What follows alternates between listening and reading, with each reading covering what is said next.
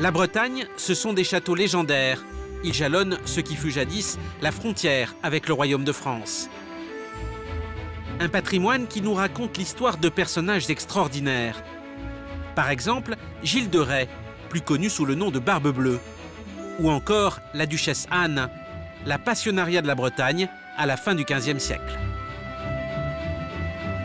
Elle revient de façon obstinée à l'idée qu'effectivement, elle redeviendra reine de Bretagne. Elle est touchante pour ça.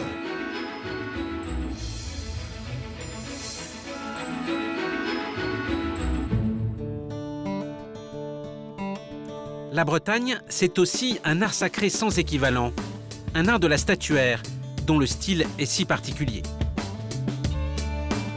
Dans chaque village, il y a une église au décor raffiné. Il suscite l'émotion de tous. Les anges, ils sont superbes. Les décors, tout. Waouh! Les vitraux sont souvent des chefs-d'œuvre. Aujourd'hui, ils font l'objet de toutes les attentions. On sent l'habitude. L'assurance et la rapidité du geste. Ici, chaque restauration s'accompagne d'une véritable mobilisation. La Bretagne, c'est un engagement de la population pour son patrimoine.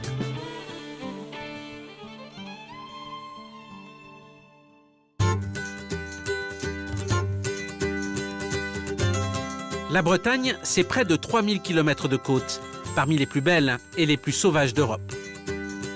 À son extrémité, le parc naturel de la mer d'Iroise.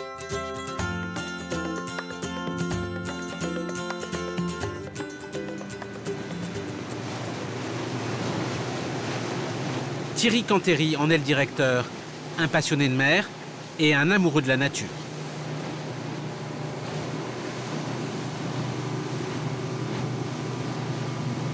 Beaucoup de cailloux, beaucoup de navires, des conditions de mer compliquées avec des forts courants, donc ça fait partie des charmes de la navigation en Bretagne, et particulièrement dans le parc marin ou dans le Finistère. Le parc naturel marin d'Iroise a été créé il y a moins de 3 ans, sur un espace très vaste.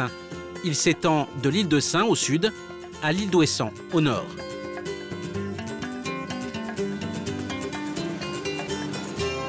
Là, on est en plein milieu du parc marin qui s'étend jusqu'au large, jusqu'à environ 20 km, donc les 12 nautiques.